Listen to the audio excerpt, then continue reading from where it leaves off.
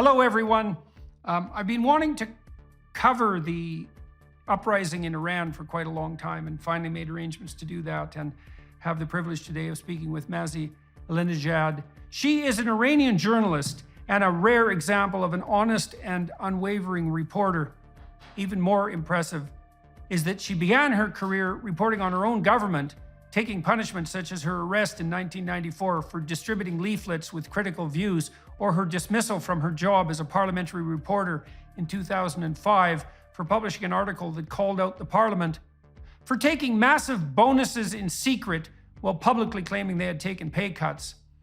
In 2018, she released a book, The Wind in My Hair, which was critical of the Iranian government's depiction, expectation, and oppressive treatment of women. She is the founder of the My Stealthy Freedom campaign against compulsory hijab, which since its launch in 2014, has become the largest civil disobedience campaign for women's rights in the history of Islamic Republic. In 2022, the American Jewish Committee awarded her the Moral Courage Award for speaking out fearlessly in support of the Iranian people, who are still being oppressed, to put it mildly, by their own institutions. She currently lives in exile in New York City under FBI protection since a coordinated kidnapping attempt by the Islamic Republic of Iran's intelligence ministry was foiled in 2021. Hello, Mazi. Thank you very much for agreeing to talk to me today.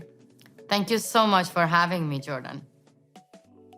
Yeah, so I don't know, are you a brave person? Are you a foolhardy person? Can you just not control yourself? Like, you're putting yourself at an awful lot of risk here. And so, we'll walk through why that is. And why do you think you're compelled to do that? And it looks like you've been doing that to some degree, almost your whole life, right? Even as a very young person. Yeah. And so what is it about you that makes you unable to, what would you say, behave properly? That might be a way of thinking about it.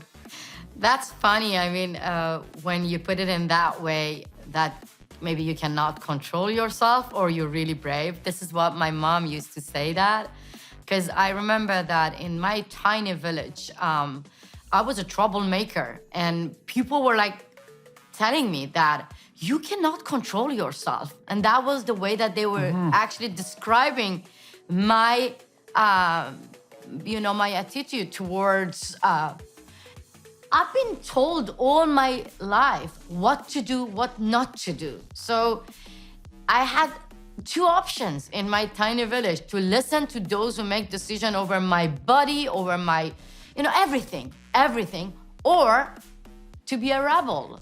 So for me, being brave or being fearless, it's something that I grew up with it, Otherwise, I had to feel miserable every single day. Here in America, people might take every single freedom for granted, but I had to fight for every single thing that I have now. Everything. I had a little brother who was able to jump in the river in my beautiful village, who was able to go to stadium, to play football, to go everywhere that he wanted, to dance, to sing, everything. But I was banned from doing all those activities just because of being a girl. So that's why I had to fight for every single thing, and I had to be brave, Yeah, well, it is clear that most people under those conditions will submit to being obedient and to stay silent. And certainly that's been the case in Iran for 30 years, almost 25 years anyway, since the revolution. And although obviously more and more women are speaking out now, and of course more and more Iranians in general, but the run of the mill situation after the revolution was that most women bore their what would you say, forced submission in something approximating silence. And so, and that is the normal run of things. And I do think there is something temperamental about it. I mean, when I read the accounts of your childhood, it's pretty obvious that right from the beginning, you were a hard person to push down.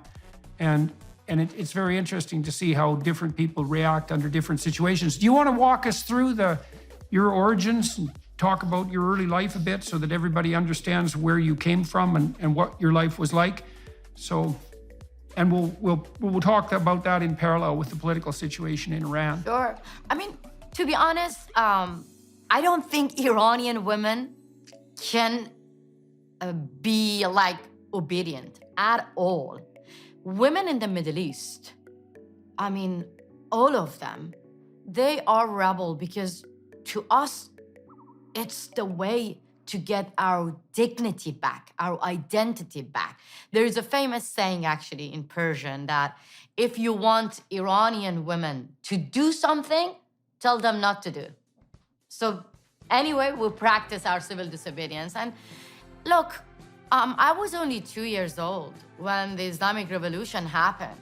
I remember I used to actually challenging my parents that why you overthrew the regime. And they were saying that because of poverty, we wanted to have a good life. And now what happened?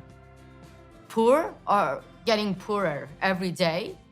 And the corruption, I mean, only the relative of the mullahs are getting richer. And I was actually challenging my fellow journalists, activists, editors that why did you overthrow the regime? Why did you were part of the revolution? And they were saying that because we wanted to gain more political freedom. What happened? The Islamic Revolution became a revolution against women. So clearly, we lost all the freedom that we already had. Like women were allowed to go to a stadium, women were allowed to choose whether they want to wear hijab or not. Women were allowed to choose any kind of sports that they wanted to join. We had female judges. We had female ministers. We had female singers. Jordan, in 21st century, now women are not allowed to sing.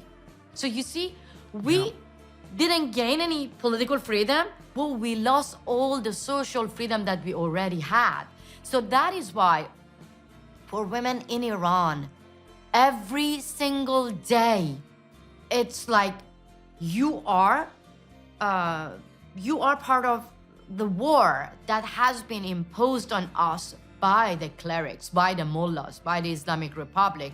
And it's not a fair battle. It's not a fair war because they have guns and bullets. They have power, prison, money. They can execute you. We only have our body.